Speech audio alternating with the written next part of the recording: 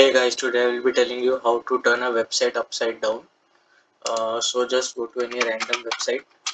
I'll type random website, the useless web, whatever it is.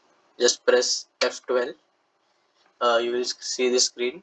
Go to elements and then styles. Just add this one line of code which I have added in the description, and it will turn the website upside down. I don't know why you would be using it, but let's try some other website. Some other website.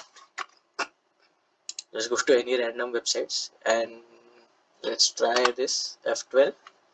Just adding that one line of code.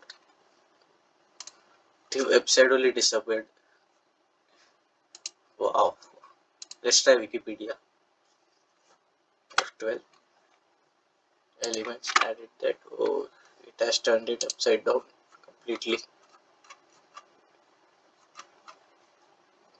So yeah, that's the tutorial. Maybe you will be using it for making another YouTube video for yourself. And if you searched for this video, maybe just let me know in the comment section what was the use for it that you turn the website upside down.